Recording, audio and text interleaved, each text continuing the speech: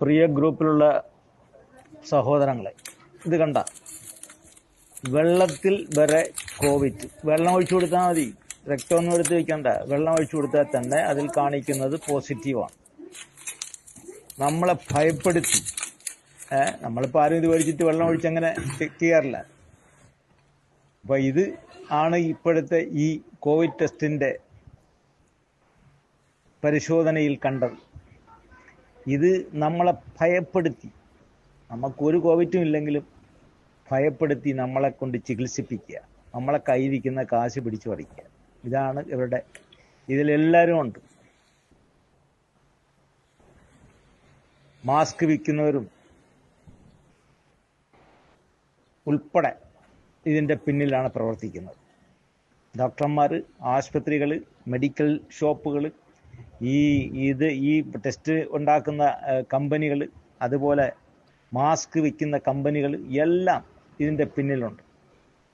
അപ്പോൾ ഇത് നമ്മളെ ഭയപ്പെടുത്തി പാനിക്കാക്കി നമ്മളെ ചികിത്സിപ്പിക്കുക. യഥാർത്ഥത്തിൽ ഒരു ചുക്ക് കാപ്പി ഇട്ട് കുടിച്ചാൽ തീരാവുന്ന ജലദോഷമേ ഇന്ന് കേരളത്തിലുള്ളൂ. അത് ടെസ്റ്റ് ചെയ്ത് അതിനെ പാനിക്കാക്കി, പേടിപ്പെടുത്തി, കോവിറ്റാക്കി നമ്മളെ കൊണ്ട് ചികിത്സിപ്പിക്കുക. ദയവ് ചെയ്ത് ഈ ഗ്രൂപ്പിലുള്ളവരെങ്കിലും, നമുക്കെല്ലാവരെയും ഒന്നും തിരുത്താനൊക്കില്ല, എങ്കിലും അറിയുന്നവർക്ക് ഷെയർ ചെയ്ത് കൊടുക്കുക. ഒരു ജലദോഷം ഈ മഴക്കാലത്ത് വരണം.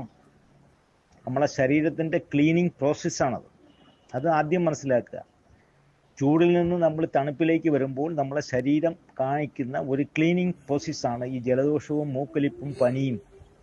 ദയവ് ചെയ്ത് ഒരാഴ്ച നിങ്ങൾ ക്ഷമിക്കുക. നല്ലൊരു ചുക്ക് കാപ്പി ഇട്ട് കുടിക്കുക. പണ്ടുള്ള ആടലോടത്തിൻ്റെ ഇലയും തുളസി ഇലയും അതുപോലെ തന്നെ പനിക്കൂർക്ക ഇലയും ചുമക്കൂർക്ക ഇലയും ഒക്കെ ഇട്ട് കുറച്ച് മല്ലി, ചുക്ക്, കുരുമുളക്, തിപ്പലി ഇതെല്ലാം കൂടെ ഇട്ട് ഒരു കാപ്പി ഉണ്ടാക്കുക.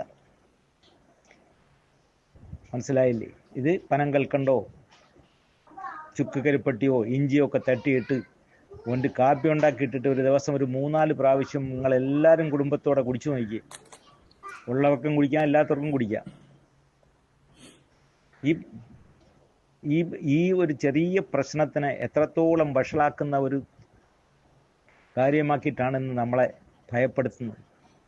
ഭയപ്പെടുത്തി ചികിത്സിക്കുക എന്നൊരു തന്ത്രമാണ് ഇതിൻ്റെ പിന്നിലുള്ളത്. ദയവച്ച് ഇന്ന് ആരും കൊണ്ട് തല വെച്ചു കൊടുക്കരുത്. നന്ദി, നമസ്കാരം.